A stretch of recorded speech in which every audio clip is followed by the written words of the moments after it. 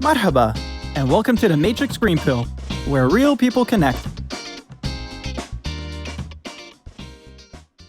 Hello, and welcome back to the Matrix Green Pill podcast. We are on our third podcast with PR veteran Jack Pearce, and with us is our evergreen co-host Namita. Hi, Mel, and I wonder what Jack is going to pull out of the hat today. I'm sure he's going to have something really interesting for us, as he always does. So, Jack, in our past conversations, we spoke a bit about your background, how you got into the world of PR. Today, we would like to delve a little deeper into some of your experiences in PR. I know you have many stories for us, but today we've picked a couple that we would like to hear more about. Could you tell us a bit more about the Oasis Mall Crisis campaign? Yes, this is the one that gave me the reputation of being the guru, because it's described in the communications magazine that we used to have there, a perfectly managed crisis management episode, for which we also have to thank one of my employees at the time, Myrna, one of my first employees. Myrna, she was very good at that period. Crisis management. Why did I know more about crisis management than anybody else in the Middle East? Well, it's pure accidental. My client at the time was Shell, the oil company. It's a Dutch-British group, but the headquarters are in London. And I was at home having my summer holidays in England. For some reason, I was going to have a free morning in London before I needed to go out to Heathrow Airport to return to Dubai. So I thought, what shall I do with myself? I know what, I'll just go and see the head of PR at Shell. So I phoned him up. I said, look, are you going to be around tomorrow morning? Could I come and see you at about 9 o'clock? We communicated through email all the time, and I reported to him once a week through email. I'd never actually met him face to face. So I went along to Shell House, very significant building in London, went to see him. We introduced each other. We're just sitting down and having a nice little chat and a cup of tea, as the British do. And he had a phone call. He had a delivery coming. Was this okay? He had a delivery of newly published books being delivered to him. So they brought in this great big box on a trolley with hundreds of books in it. It's a book produced by Shell on crisis management. Because I just happened to be there, it's only to be given out to their communications managers around the world. Because I happened to be there, he gave me one. And it was the most advanced and well-researched book on crisis management available at that time. That's what gave me the head start. So I studied that book time and time again, and used it a lot and did all my teaching notes on crisis management based on that book, the Bible, if you like, of crisis management. When the Oasis fire broke out, the first thing to do is let everybody know what's happening. Be open and honest with everybody. So I advised the client, the owners of the building, to advise all their internal clients, because there are a whole load of different shops inside there, to advise them all of what was happening by phone and to call them to a management meeting where the management would tell them all exactly what was going on. You must remember that in Dubai at that time, there had been a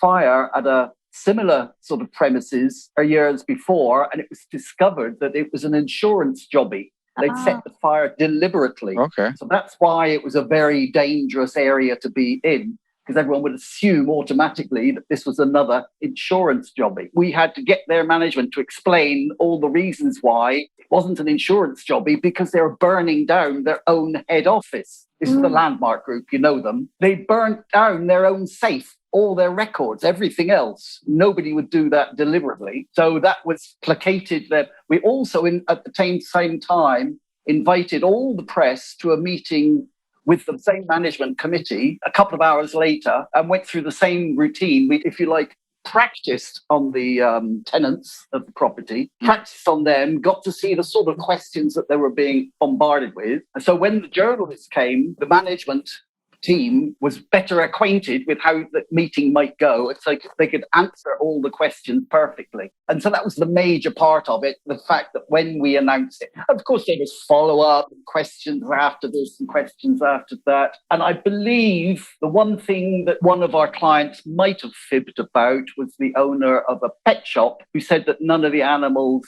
there were only a couple of animals that died. I believe that was a fib, but it's a very small part of the overall picture. That's the main story about the Oasis management. We managed to contain a crisis that was very public And do you still have that book from Shell? I think I probably left it in the office for you guys.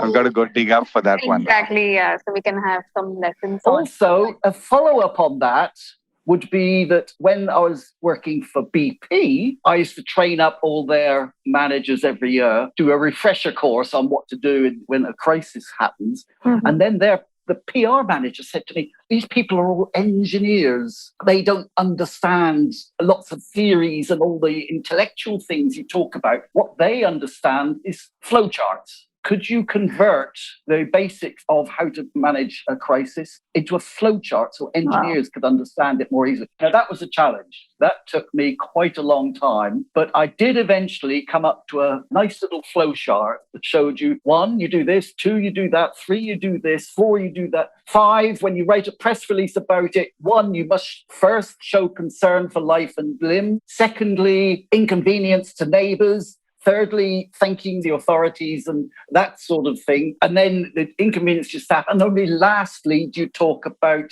the cost of how much it's cost you. That is always left to the last thing. So it's those sort of things and could work for an engineer. So that was something I was very proud of. So, Jack, have you ever worked on advising Dubai government or tourism bodies on how to position themselves through PR? Well, not really. It was the Dubai Economic Department, as it was called at that time. It's now it's got a different name. And they asked me to come and see them. And they said, Jack, we want your advice. We've got the Dubai Shopping Festival that's been going for several years now. It's only a regional festival.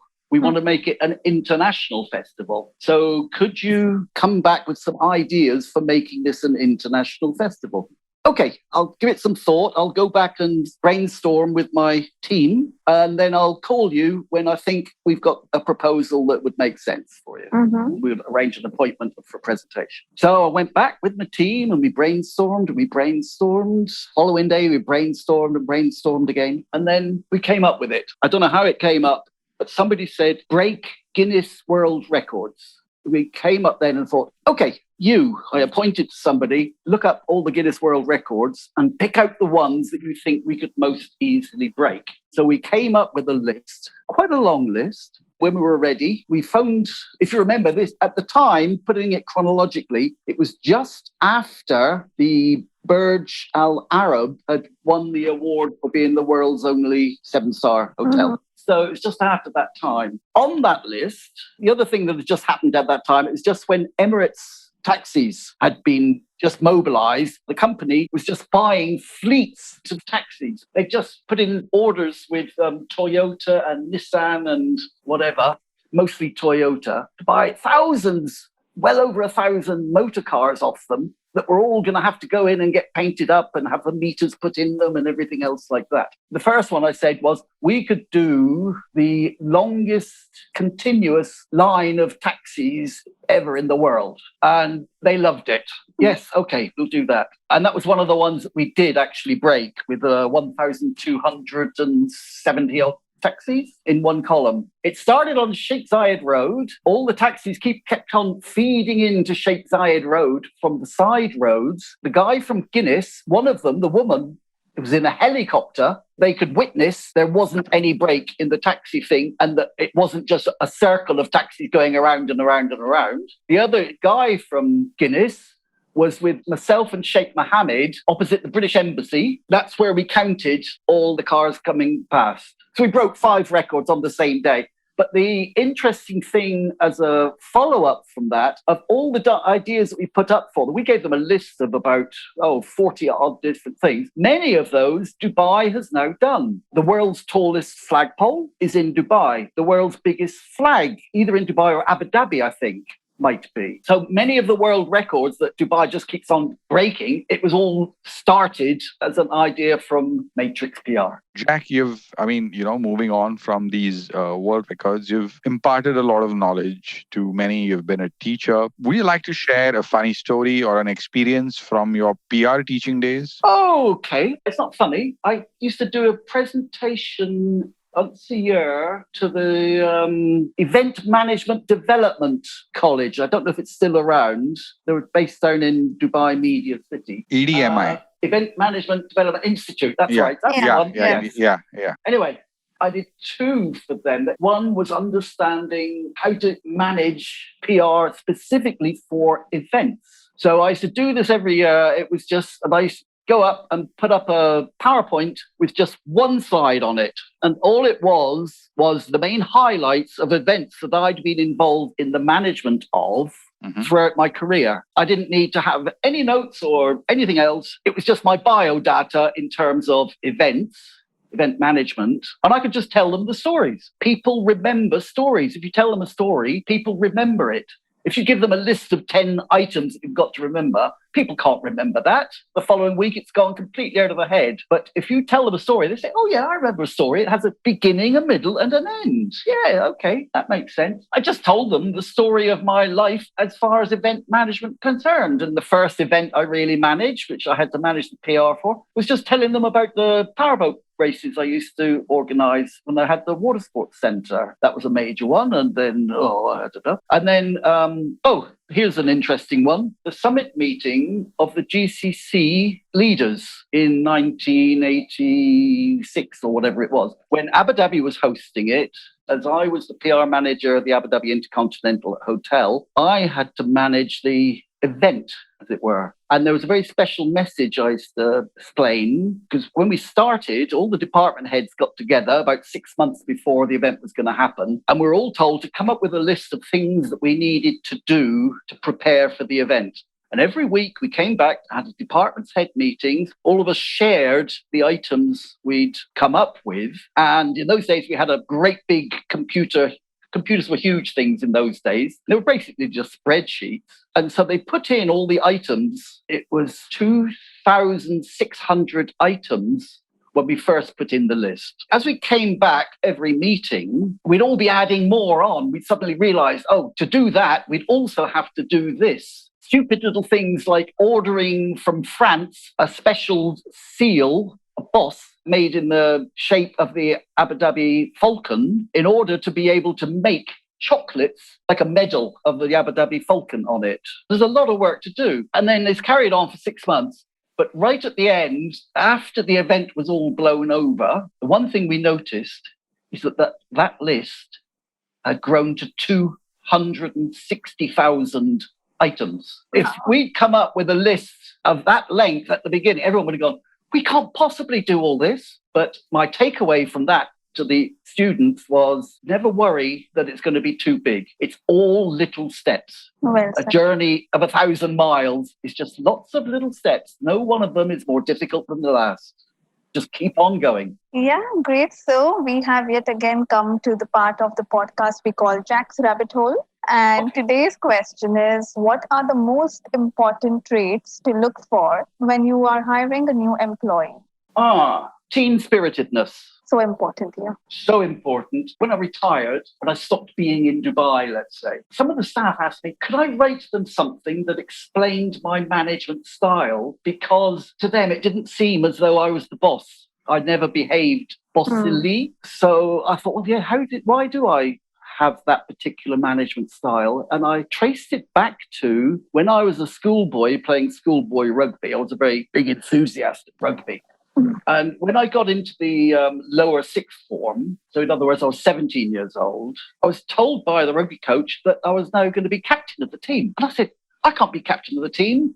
Some boys here are more than a year older than me. How can I boss them around? He said, don't you worry. You just play your game and they'll all follow suit. But I said, but I don't even say anything during a game. He said, yes, you do sometimes. And when you do say something, they all stop to listen because they knew that you, taciturn you, would only be talking if you'd seen an opportunity or a threat that they hadn't. They'll always stop and listen when you're talking. So I did. I just captained the team for the next 2 years, and it was fine. Yeah, they just did whatever I told them to do. But I didn't actually boss them. They knew what they had to do. They just needed me to pat them on the back and say, yeah, good job, well done. Or be there when they said, what should I do now? That's very good, Jack. I think we have imbibed the same leadership style. It's continued at Matrix. Even after you've moved away from Dubai, I think the values and ethos have remained. And with that, we come to the final segment of the podcast, your green pill moment. So, Jack, what would your green pill advice be to your younger self? Very, very tough. Because I'm writing my memoirs now for my son, I've been thinking about this a lot. Would I change my life at all? There were a couple of things. One of the things was definitely wrong, was never having smoked. That was the most foolish thing I ever did. But apart from that, all the crazy, crazy things I did, the crazy turns and forks and turns in my life, they've all taught me something different. And it's those diversity of experiences, whether in teaching or journalism or sport, or I wouldn't try and give myself that much advice anyway. Perhaps maybe you're just telling your younger self that keep experimenting and keep trying. Don't worry about failing, because I think you've experimented with so much in your life, in your career in particular. I think that's what's made you such a big success. So maybe even I would advise my younger self the same thing. Don't be afraid to fail. Life is rich. I guess it's just don't be afraid. Yeah. Find a way. Just think about it. Okay, here we go. One thing. Sleep on it. Don't make decisions too hastily, and always sleep on it. Whenever I was writing anything important, a press release, a proposal, whatever it was, I'd finish it and I wouldn't fax it off or email it off straight away. I'd leave it till the following day. Let's say it's a press release. Sleep on it, sleep overnight, pull it up in the morning, read it through one last time, make sure all the T's are crossed, all the I's are dotted, all the punctuation is perfect, every comma, every apostrophe. Then you send it to the client for approval, but only then. Thank you for that, Jack. And with that, we come to the end of this episode, and we'll be back with the next episode. So stay tuned. If you enjoy our conversations, please like and subscribe. See you next Wednesday.